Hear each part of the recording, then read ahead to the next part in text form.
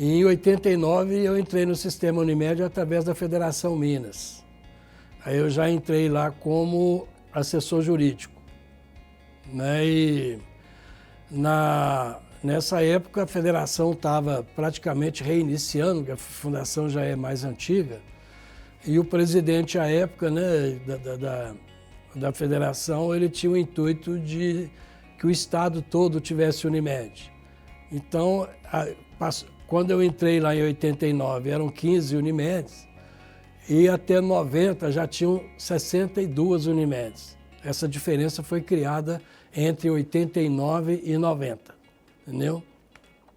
A partir daí, com várias Unimedes já em atuação, precisava capacitar os médicos, né, os dirigentes e os funcionários, porque uma atividade na época era de plano de saúde, mas o plano de saúde ainda não tinha uma regulamentação.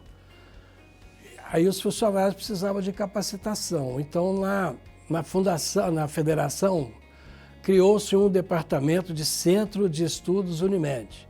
E esse Centro de Estudos Unimed era um departamento da federação que todo mundo chamava de CEL.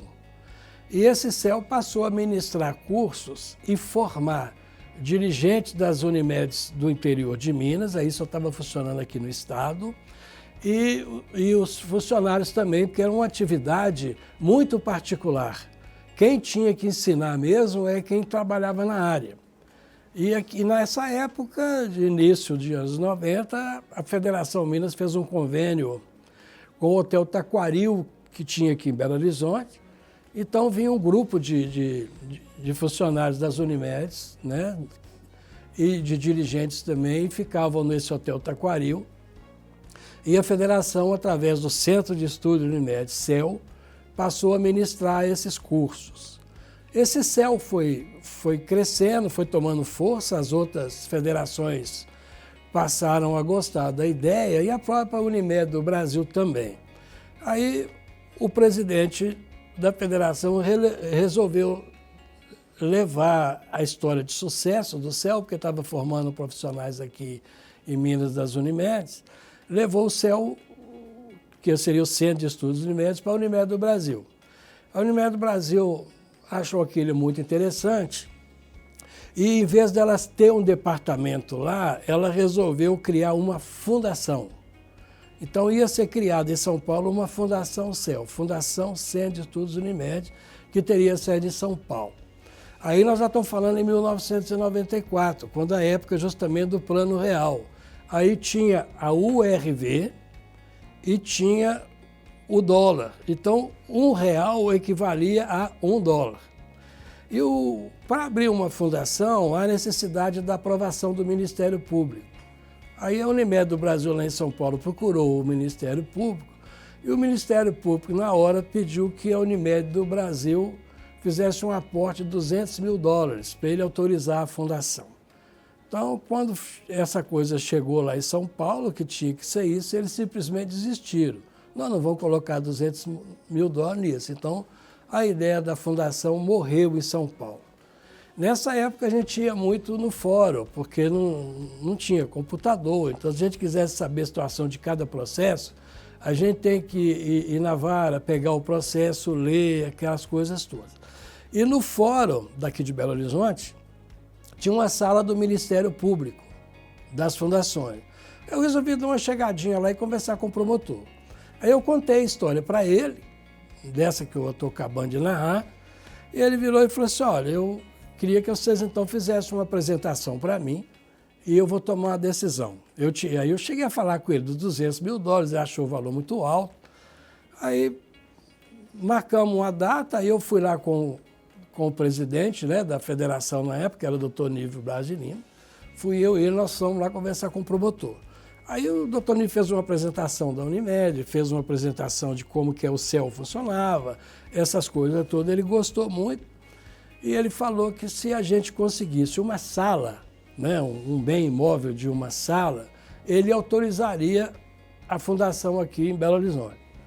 Aí o doutor Nível, nós saímos de lá e o doutor Nível vira para mim e fala, mas que sala que é essa? Eu falo, não faço a mínima ideia. Ele falou sala. Eu falei, mas se for uma sala grandona, né? Que quanto vai custar uma coisa? Eu falei, não sei. Volta lá. Aí eu voltei lá e virei para o doutor Cássio, que era o promotor, doutor Cássio. A nossa dificuldade é o tamanho da sala. Ele virou para mim e falou, sala não tem tamanho, sala é sala. Eu falei, ué, então beleza. Aí eu voltei para o doutor Nível e falei, falou que é qualquer sala. Aí o doutor Nível, como também não tinha celular, né? Ligou para a Unimed do Brasil quando nós chegamos na federação, aí a Unimed do Brasil autorizou então que as tratativas com o Ministério Público poderiam ocorrer aqui. Aí isso foi conversado e na época o sistema Unimed tinha conta num banco, que o banco nem existe mais, e o banco acabou doando uma sala aqui na Avenida do Contorno, aqui em Belo Horizonte. Aí com essa sala foi constituída a fundação no início do ano de 95. Por isso que a fundação tem sede aqui em Belo Horizonte.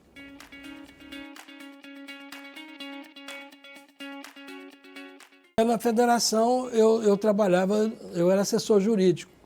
Todas as questões jurídicas que envolviam a federação passava por mim. Então eu era responsável pelo jurídico todo, né? Porque nessa época, por exemplo, em 98 foi criada a Lei de Plano de Saúde, em 2000 criou-se a ANS, então foi mais trabalho. Os contratos todos mudaram, isso tudo era feito. Então, aqui na federação a gente fazia contrato para as Unimedes, principalmente as pequenas Unimedes do interior, os contratos eram feitos por nós, entendeu? E na época também, logo quando a fundação passou a funcionar aqui em Belo Horizonte, a Unimed Brasil tinha um curso de conselho fiscal, e quem fazia o curso de conselho fiscal era eu na parte jurídica e o contador na época da Unimed Brasil. Então a gente fazia o curso de conselho fiscal para as Unimedes. Então a gente viajava o Brasil inteiro dando curso pela Unimed do Brasil. Com a efetivação da fundação, esses cursos passaram para a fundação. E eu passei então a ministrar os cursos pela fundação e não mais pela Unimed do Brasil. Curso de formação de dirigente e conselho fiscal. Até em 2010 nós fizemos até um livro, né, de formação de conselho fiscal, essas coisas todas, né? Saiu pela fundação o livro.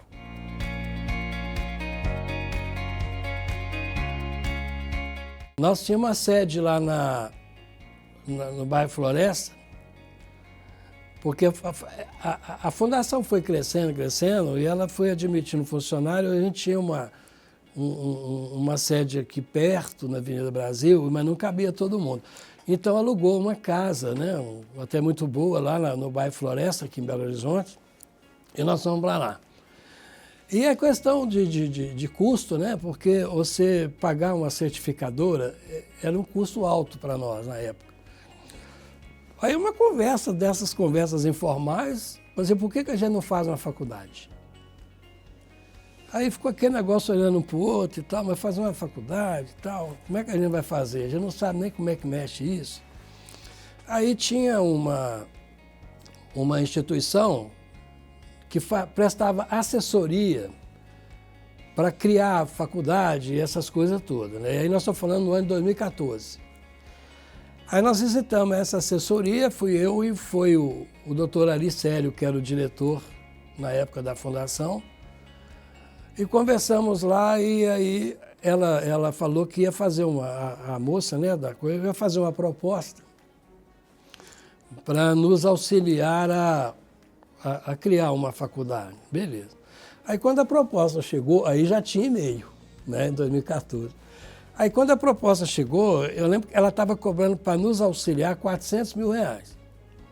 Mas era ser auxiliar, ela não ia fazer nada, ela só ia virar e falar, você vai ter que fazer isso, isso e isso. Ah, você vai ter que fazer isso, isso e isso. Aí nós achamos a ideia, o preço absurdo, aí deu aquela murchada, né? Não tem como.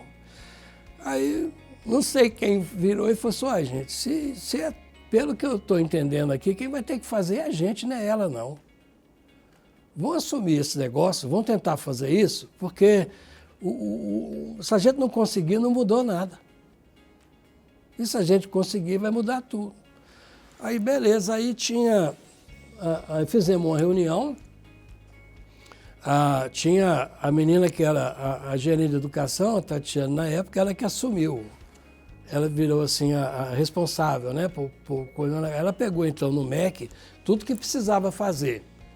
Aí houve tarefas, né? Então um tinha que fazer isso, a informática tinha que fazer aquilo, então tinha que contratar professor. O MEC exigia que o professor tinha que ter tantos professores com doutorado, tinha que escolher os cursos, né? Aí na hora da escolha do curso, escolheu aquele que mais podia atender o sistema Unimed, o curso de graduação. Então, como a Unimed é uma cooperativa, foi escolhido um curso de tecnólogo em gestão de cooperativa e um curso de tecnólogo em gestão hospitalar, que era que ia atender o sistema Unimed com esses cursos. Isso foi montado, entendeu? Eu fiquei responsável por fazer o regimento interno. Aí quando chegou em 2014, o último dia para mandar a documentação para o MEC foi o último dia útil de dezembro. Estava tudo pronto, a menina mandou. Aí o MEC depois ele pediu para mudar algumas coisas, até o regimento interno, ele pediu para colocar no regimento interno que um aluno, né, um filho de um funcionário público federal que fosse transferir para Belo Horizonte e tivesse aquele curso, ele tinha que ter a matrícula garantida. Isso não tinha mesmo no regimento. Aí eu coloquei, aí voltou os negócios todos para lá e a documentação foi aprovada. Aí precisava aprovar o espaço físico, o professor e tal. Os auditores vieram, né, lá para a sede e olharam tudo, aquele negócio todo, conversaram com a gente. E aí o que aconteceu? Foi nota 4 e nota 5, foram as maiores notas. Então, na verdade, não houve contratação de ninguém externo para nos auxiliar, entendeu? E foi feito graças ao pessoal da época. Aí chegou em 2016, aí veio a portaria de credenciamento do MEC. Em 2018, os cursos começaram a funcionar, entendeu? Então, hoje está aí a faculdade, do jeito que ela é, com um prédio, com essa sede aqui, entendeu? A gente até brinca que o Márcio deixou de ser superintendente da fundação e passou a ser gerente de obras. Entendeu? O Márcio que era o gerente de obras. Ele vinha aqui todo dia, eu vinha com ele. Quando eu vi esse prédio aqui, eu falei, não tem a mínima condição de fazer uma escola aqui, certo? Ainda bem que eu não entendo nada, né? E o Márcio, como um encarregado de obra, transformou isso aqui num prédio tranquilo. O prédio foi alugado e houve uma carência de não pagamento de aluguel durante 2 anos, né? A reforma dele, eu vou falar nem reforma, a construção dele para chegar ao que é hoje foi com recurso da Unimed do Brasil, da Seguros Unimed e da Unimed Participações. Foi eles que bancaram. Porque se eles não tivessem bancado, isso não ia para frente, entendeu? Então, houve um contrato de 10 anos com 2 anos sem pagar aluguel, entendeu? E foi inaugurado aqui em 2016. Até o governador veio aqui na inauguração, teve o governador, teve aqui, teve o vice-prefeito, entendeu? Foi um festão aqui, né, no dia da inauguração do prédio. O Ministério Público se fez presente também. A inauguração aqui foi um sucesso danado. E aí a faculdade é o que é hoje. A faculdade, ela hoje é reconhecida no Brasil inteiro. Entendeu? Ela hoje, ela certifica seus cursos. Os alunos graduados têm convênio com a Unimed BH, que quem forma aqui em gestão hospitalar vai trabalhar lá. Entendeu?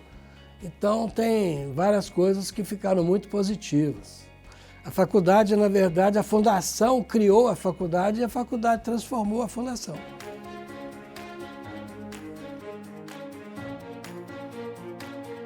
É interessante que a gente tinha curso em EAD antes. A gente tinha vários cursos em EAD porque ficava mais barato. Para uma Unimed lá do interior, fora, em outro estado, que os funcionários fizessem um pequeno curso em EAD, do que ter que ir lá, que as coisas todas, porque quando ia fazer um curso lá, ia um caminhão de mudança. levar a apostila, aquelas coisas todas. Então, o EAD aqui, na verdade, ele começou tipo 2000, antes de 2013 já tinha EAD. Entendeu? Aí a gente já tinha curso em EAD. Então, para nós, foi fazer só uma adaptação, porque tinha a estrutura para fazer curso de EAD, já existia aqui. Entendeu? Então, passou a tudo ser através de EAD, ser através de videoconferência. Entendeu? Então, só mudou de local e a forma. Então, não houve, assim, tanta dificuldade, não.